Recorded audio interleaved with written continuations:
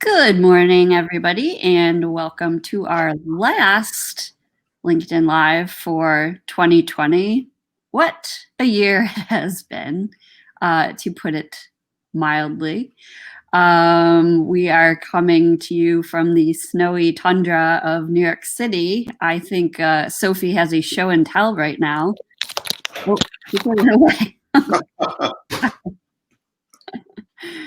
A real snowball just for the event. So, and Seth said things are doing better down where he is in Virginia, outside DC.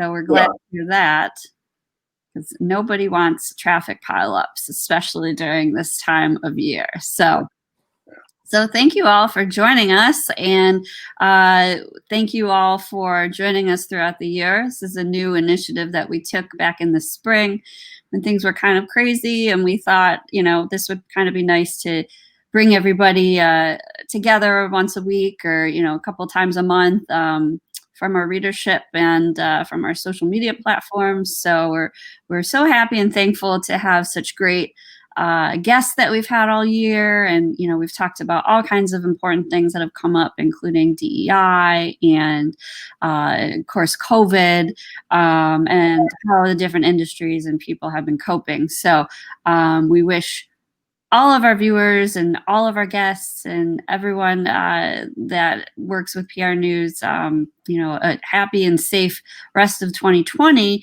and also, the best for 2021, as we are all eager to get over this hurdle and get into a new year.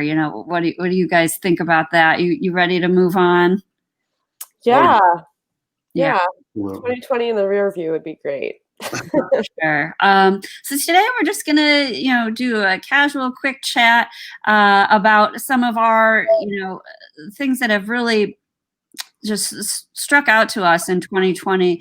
Whether it's great campaigns that people have ran, or different ways that platforms and tools have been utilized, or just some missed opportunities that we all really can learn from this year and beyond. And two, if you guys have questions, I see there's a couple already in the chat. We're happy to answer them as best that we can this year. I think first I'm going to toss it over to Sophie. She's going to talk about some social media changes and campaigns and opportunities that we saw in 2020 that were pretty memorable. Yeah, I think, the big game changer this year was TikTok. It just sort of opened the door to organic content in a way that we haven't seen since the death of organic in 2017, when it basically became impossible to stand out on a social platform unless you had a social media budget. And so we have a situation where the more entertaining your content is, the more likely you're to see it in TikTok. And it's not based on all these engagement metrics and money that that Facebook and Instagram use. And I think that content was really just what people needed. I love the grandmas dancing with their grandkids, and it's funny because when the platform first came up, it was discussed as this very Gen Z platform. If you were a trendy fashionista and you like doing those before and after videos, or if you were super into a specific influencer. And now it's very intergenerational. You see full families at home, staying at home for COVID, all kind of participating in this entertaining platform. So that one was huge. At the same time, we saw, of course, in response to TikTok, Facebook unrolling Reels, or Instagram rather unrolling Reels, which was sort of a copycat feature. I still don't like Reels, sorry. Yeah, I'm having some trouble with sort of the interface as compared to TikTok. It's a little bit challenging to use. I'm not seeing as much pickup, at least from accounts that I follow. Is Reels and IGTV the same thing? Because I can't. No, and I think that's one of the problems, is that sometimes these features are absorbed into the old school platforms without really any thought as to the goal or what you're really giving the consumer. The only thought is we have to incorporate this because the competition has it. And I think we're going to see in 2021, a lot of that is going to come back to bite Facebook. Like for the first time, I'm getting the sense that the regulatory challenges facing Facebook and Twitter and Google are real. There are some serious antitrust and monopoly allegations that look to be, continue to be taken seriously and pursued in the Biden administration, even going as far as having Facebook sell off Instagram and WhatsApp. For communicators, I don't know that there's going to be a huge difference right off the bat. I think that people who have audiences on Facebook or Instagram will continue using those platforms. But at the same time, it could definitely change the game as far as it goes to paid social, can definitely, shift sort of where those ad dollars end up. Sophia, a question. Do you get any sense about the incoming administration's attitude toward personal data and how it's sold and manipulated? We saw in California, for example, that they upped their privacy rules during the during the recent election. What kind of sense do you get from the administration about data and privacy? I actually think that that this whole process was really started at the House level, and with the current committee that is assigned to doing it.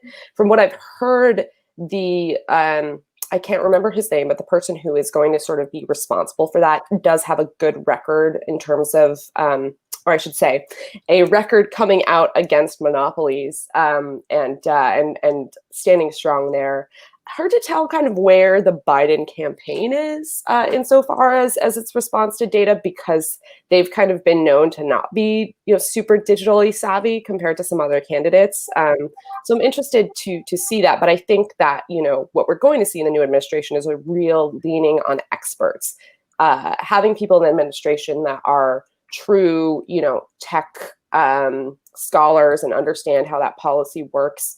Hopefully in the healthcare, refunding of the CDC, the environment, the EPA. I think that reliance on long-term industry experts and reformers is going to make a big difference. Yeah, I think so far, the team has done a great job in terms of social, starting the transition account on Twitter and, announcing the cabinet members when they, do them on, a sporadic basis. I think they've been really forthcoming with information, which is going to be a kind of a difference from what we've experienced the past 4 years. Not to get too political, but I don't know if we're going to be seeing the president-elect tweeting as much as our current president. So whether or not you welcome that or not, that's your personal opinion, obviously. But it definitely, I think, will be a difference for sure. But yeah, overall, I mean, social media, I think, has been a really positive aspect. One of our viewers noted here that the public really utilize social media, as a moment to just be themselves, relax, and be entertained. I know I had a small bout there where, I downloaded TikTok and I was spending hours on it every day. So I have since curbed that. Actually, really great justification for this. So shout out to Justin Bookbinder at Fin Partners, who's been an amazing source and contributor and speaker for us. He puts it this way. As a communicator, going down the rabbit hole is a good thing, because if you can keep the awareness in the back of your brain, what is making this content so compelling? Why can't I stop watching that? Then you're in a good position to create some of that content of your own. So if you do spend a good 20 minutes a day scrolling through, your social feeds, it's research. Yeah. Right. Yeah. I will never forget Ocean Spray Guy, ever. Oh, yeah. His I love story it. Just one of the best of 2020. So, and a great response from a brand for that. So I was reading he's bought a house now, and that's great. it's just been a really good happy ending for him. So you never know what's going to come of your social posts. So, or whoever you are. So that I think is great. Could I play the Prince of Darkness here? And I mean, I agree with what you're saying about social being such a good thing for brands and consumers alike. Let me ask both of you about the downside of social and misinformation and disinformation. We have seen Twitter, we have seen Facebook make certain concessions in just the last few weeks and the last few days about misinformation and disinformation and electoral politics and things like this. What do you see in 2021 in terms of these things? I mean, we have a good chunk of the American populace who still thinks that the president-elect is a fraud. And much of that is communicated to them on social media. Yeah, absolutely. Well, I do think that that the misinformation piece is going to be a big part of the regulatory restrictions put on these platforms. You can't argue that these platforms have the influence that they have without also arguing that, they are responsible for a lot of those sort of misinformation. I think that communicators are going to be faced with a lot of daunting tasks as to how to prove, what they're saying is legitimate, and particularly, I think, in the healthcare space. As we look at the vaccine coming out, it's going to be really, really crucial, and hopefully there will be cooperation on. Weirdly, I have more faith in Twitter. That's true. Whoever controls the media controls the message. I have more faith in Twitter than Facebook right now in labeling posts. I just think Twitter was stronger in election season and putting their foot down. And I actually was looking at some predictions for Fleets, which is the new stories format for Twitter. And there is definitely discussion of also labeling any misinformation that comes in through that 24-hour disappearing story format, which I think in certain ways allows you to get away with more disinformation because, it's gone. It's not like pinned to the top of your profile. Now, what about if I'm a brand communicator and I see misinformation about my brand out there? What do you recommend? Do you recommend I immediately set the record straight? Do I listen to the conversation, or do I ignore it? I definitely think that it depends on how dire the situation. When you're talking about healthcare, when you're talking about the election, I think you need to respond immediately, for sure. I think you need to be able to back up what your response is with evidence. If you're issuing a press release, you have an expert, a respected scientist, a respected, executive at your company weighing in on the truth. But yeah, I don't think that you can wait, especially if it has to do with like the health and well-being of, your public. I do think, if there is if it is a gray area, you have to be honest about that. And in certain cases, if it's, for example, a consumer complaining about, an experience with your brand, that's when you take it off channel. That's when you side channel it and you figure out, who is this person? Are their claims legitimate? What do we do about it? But if it's, a wider sort of viral rumor, that needs to be quashed as soon as possible. It's a big hill to climb, and I think these organizations are doing a lot, especially news organizations as well, to really make sure that the right sources are being pulled and being communicated to people. Also too, there's a lot of people that are just like, oh, I don't like what these organizations are telling me what to do, so I'm just going to go over to Parler, or I'm just going to start my own newsletter, things like that. And so it's kind of, it's trying to round up ants. Like, it's crazy. So it'll be interesting to see what comes up next year in terms of these companies trying to reel that in. But well, thank you, Sophie. That was very great. And there's a lot of interesting things, I'm sure, that are going to be blowing up on social in 2021. So looking forward to that. Seth, turn over to you. And what are some notables from 2020 that, really struck you? Well, a couple of things, Nicole. One is that even though we've had such a terrible year, health-wise and economically, PR and communications has never been more important, and it took a terrible year to maybe make that statement, or to make the importance of PR and communications come to the foreground. You know, you'd wish it would be in better circumstances, but it wasn't.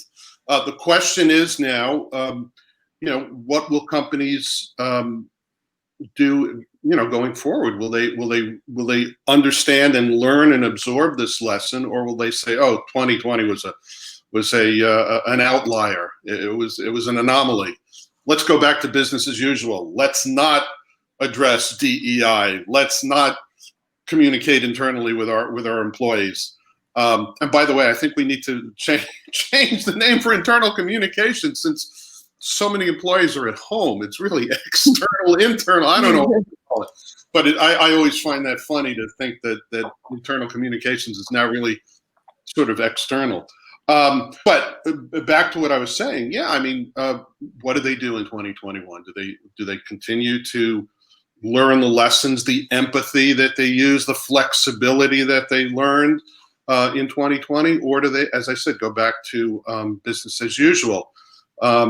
Certain things make me hopeful, and other things don't. I'll look to two crises in the year. One was the situation with Franklin Templeton in Central Park, where they had a pretty senior employee named Amy Cooper, who, and this makes it really complicated.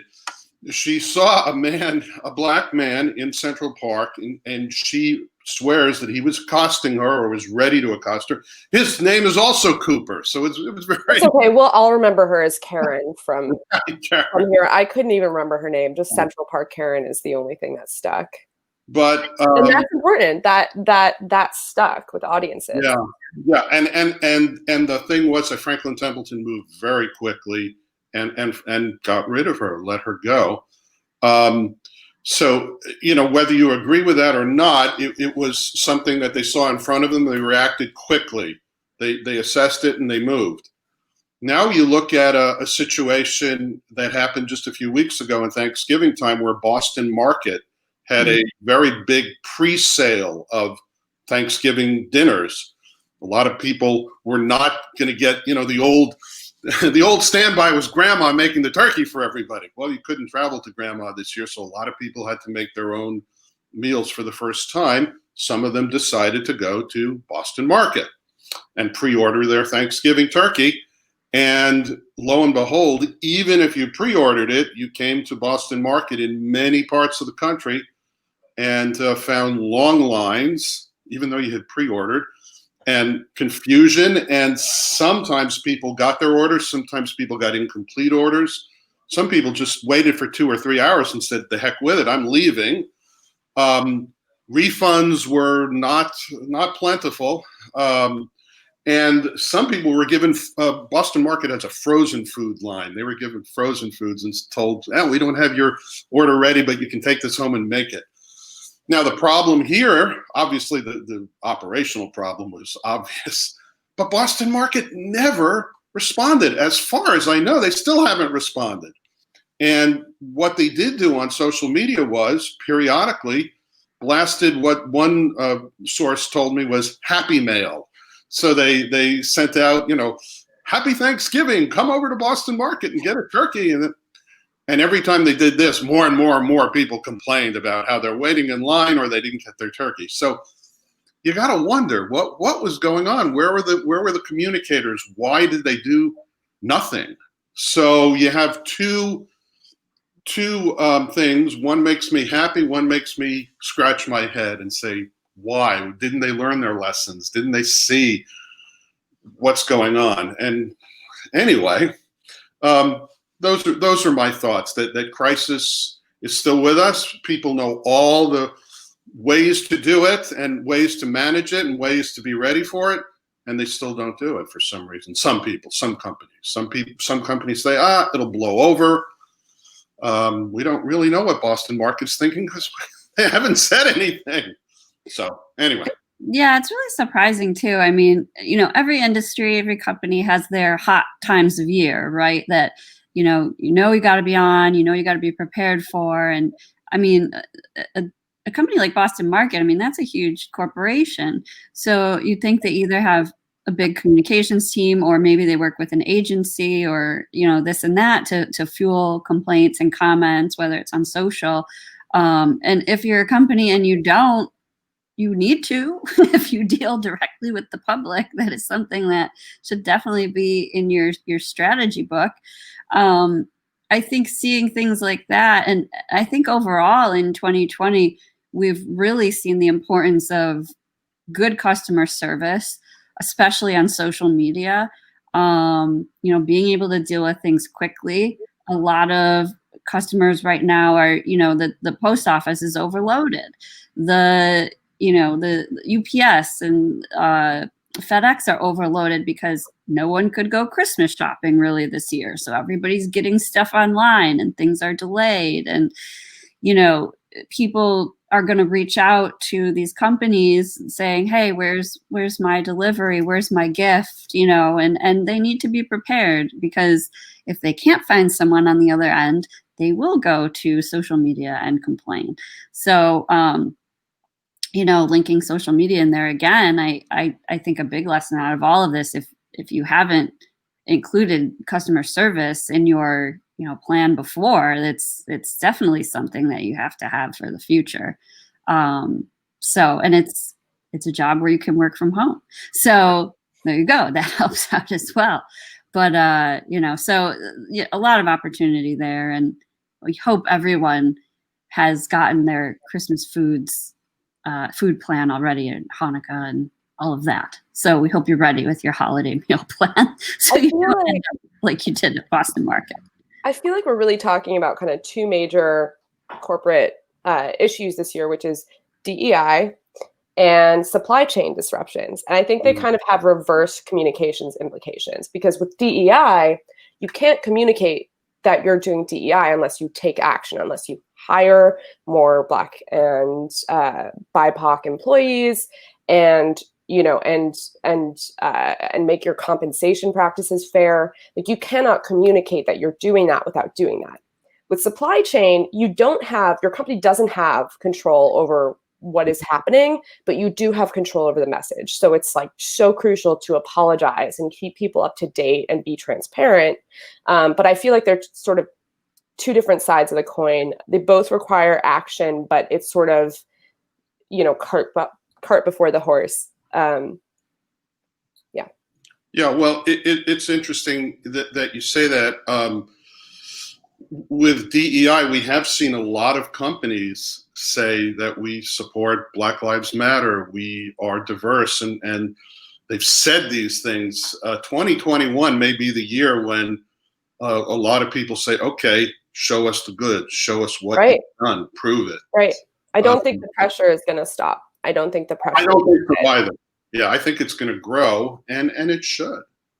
And it's also like, it's generational too. I have a cousin, and she's like 13, and she's like super, proactive in BLM, and so it's not even just coming from the grownups. Like, this is going to be like, for decades, companies are going to face this expectation, and I just hope that they do right. Yeah. No, I agree. And I'm glad we've seen some changes so far this year, and especially at the PR and advertising level. Committees have been started, and hiring changes have been made, and looking at client lists. I know at PRNEWS here, we have looked at how we recruit for our live events, and we definitely have taken that into account. How we source for our articles. And I'm proud of the steps that, we've taken on a company level to take a look at, voices that we're putting out there and making sure everybody's heard. So looking forward to doing more of that in 2021 as well. Agreed. And of course, the overarching problem of 2020 is COVID, as it still goes on. lot of opportunities there, a lot of good communications that have gone out from healthcare facilities and helping people out in local government entities. As a New York State resident, I am thrilled that our governor knows how to use live stream and that we were getting updated on an almost daily basis there for a while. The legendary PowerPoints. Yes, yes, legendary. Boyfriend Cliff. I mean, there's so many things to remember. So we were very fortunate, but not every state was lucky in that regard to have constant information being put out that way. And another opportunity that I think was missed, unfortunately, was at a federal government level when this all started. Yes, it was good that travel was shut down in March. But I do think with the still 9 months later ongoing mask issue, whether or not to mask, blah, blah, blah. I think for any organization, if you want to set a standard, if you want to set a practice, you have to do it right from the get-go. And I think that really was a missed opportunity for federal government to just put the image out there, of everybody wearing masks, saying, this is effective, this is useful. And, maybe we would have had a different result as the months went on. And it just goes to show, no matter, where you work for, what organization or what message you're putting out there, you really have to have your set message in the beginning, especially if you want people to act a certain way. And maybe we still would have had disagreements. I'm not sure. But I've been thinking a lot about, the past crisis that we've had in our country and, after 9/11 and, having to take your shoes off at the airport or, going through security lines or, a lot of people did that stuff. And I mean, it was right from the get-go and nobody complained about it that I can remember. We all just kind of went with it because we knew that's what we had to do. Right. So, I wonder, I think about the differences in that now, and you're trying to help the whole country. So I don't know. I guess I'm just looking at that and wondering how you can bring all these people together, and trying to think of other organizations that have done a good job with that. I want to say most healthcare organizations have done a really good job in saying that if you come into this doctor's office, you have to have your temperature taken, you have to wear a mask, or you just can't come in. That's just how it is. A lot of grocery stores have done that, big chains, stores, and those sorts of things. So really think that was a missed opportunity there to really give a clear, concise message to the public. And that's just one part of COVID. So I do think where there's been a great change right now is in the past few days with the distribution of vaccines, putting those images out there from the beginning of, high-level healthcare workers getting those vaccines is, hopefully going to instill some trust in the public that this is a good thing. This is, what we need to be doing. These people are putting themselves out there and they're doing it. It should be okay for me too. That's why I'm hoping that a lot of healthcare organizations, municipal, local governments are all ready with their anti-vaxxer, anti-communication strategy, because, I think the New York Times put it like getting vaccines out right now as we're still seeing daily records and case counts, hospitalizations, and deaths is like turning on a fire hose. And you really can't do much unless everyone's still, staying in, wearing masks, not gathering in large groups indoors. And, unless everyone really truly is on board and believes the science. But again, that's why I'm glad that we're going to see, I think, some more leaning on scientific experts in the next administration.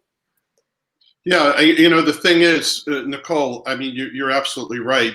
There are so many missed opportunities, and a very, very, very small silver lining in all this is that I think that 2020 and COVID and the communication around it will spur so many PhD and master's theses in communication. Yes, we call it a natural experiment.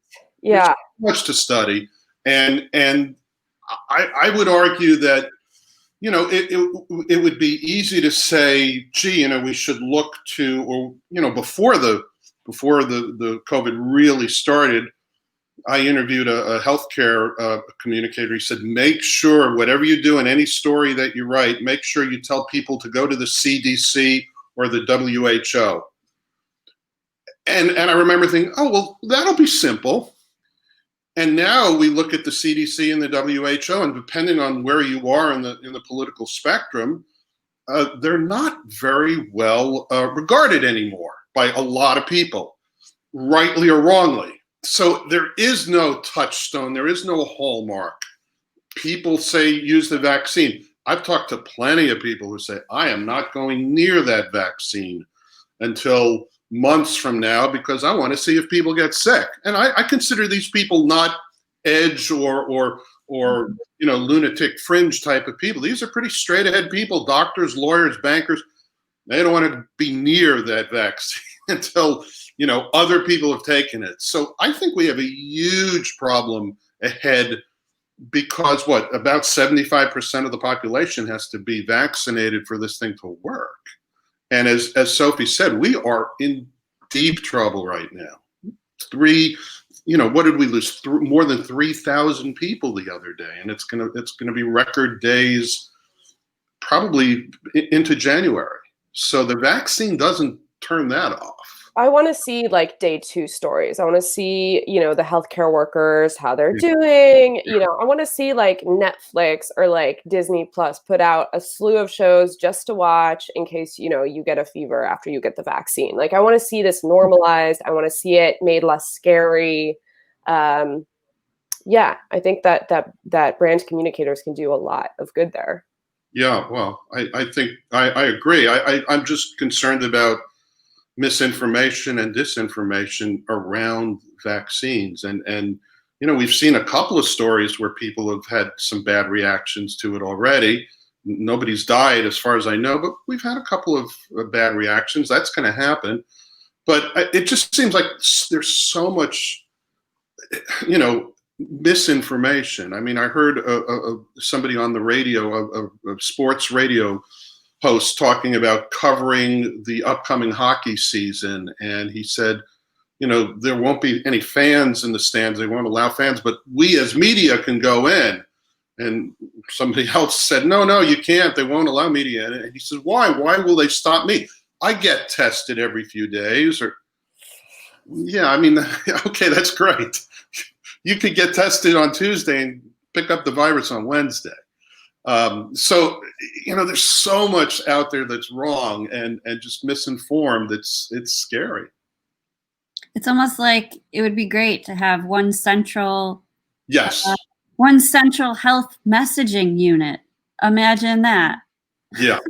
In the federal government. Well, and of course, the big thing that we're being, you're being very polite in saying, calling the whole mask thing a missed opportunity, but you probably remember those briefings, those White House COVID briefings, where during the day we would see doctors and nurses saying, we need PPE, we need this, we need that, we're overwhelmed. And then at 5:30 or 6 o'clock at night, the briefing would say, we're doing a great job, it's fantastic, everything's under control, don't worry. And you just didn't know who's telling the truth.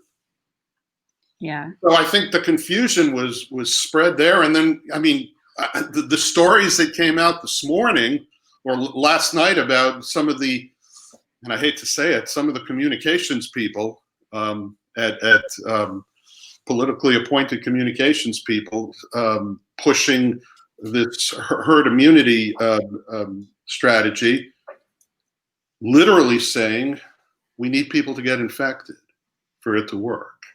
So let's let them get infected.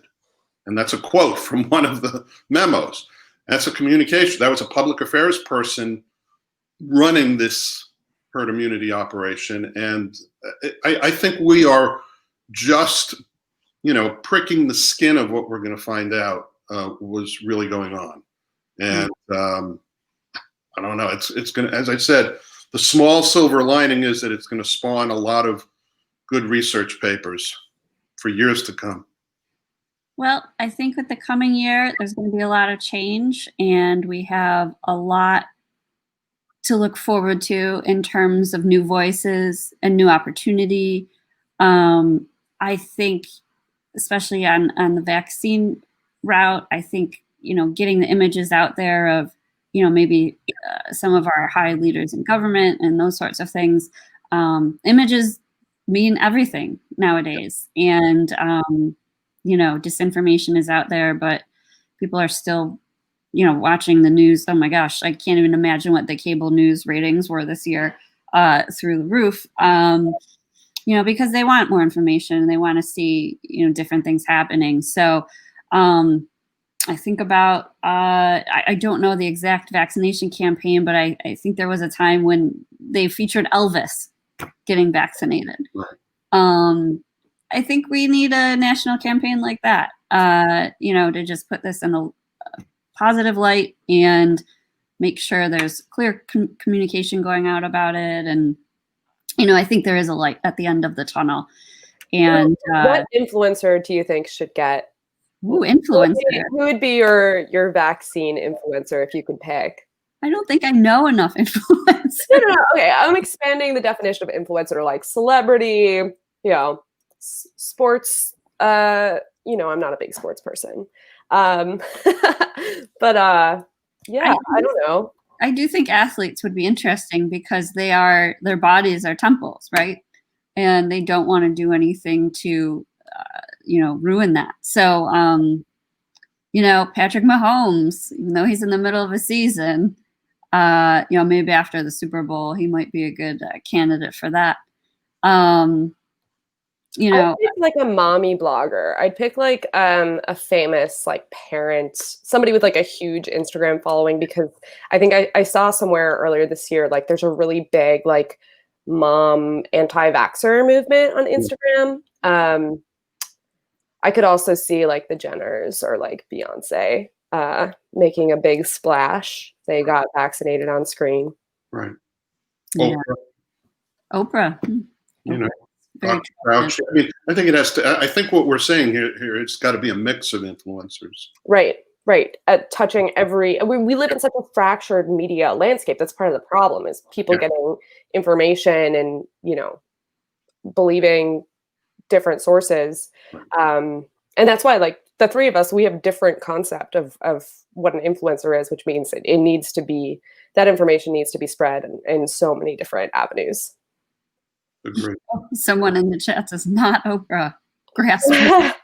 Well, no, I mean there is always the theory that people don't want to be told by celebrities what to do, as we've seen this year a number of times. Yeah, it really is. It has to be a nuanced approach, and I'm interested to see what what messaging the new administration comes up with in regards to COVID and all of that. So, well, we are out of time.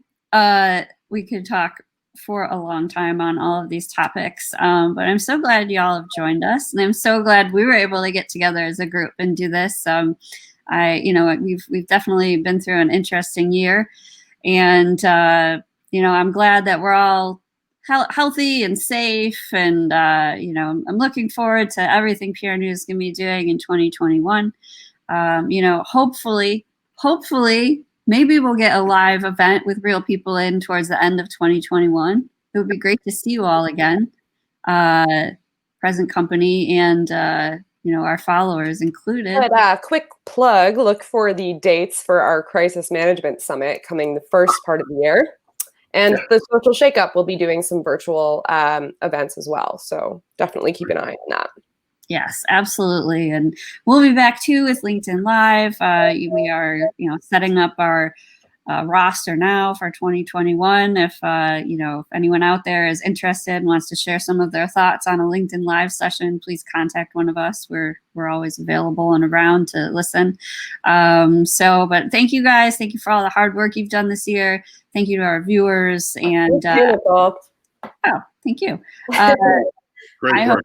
I hope the best for everyone in 2021, and let's all stay healthy and safe, and keep doing good work, because people need it out there. So good luck to everyone, and yay, 2020 is almost over. Happy New Year, everybody. Happy New Year. Happy New Year too.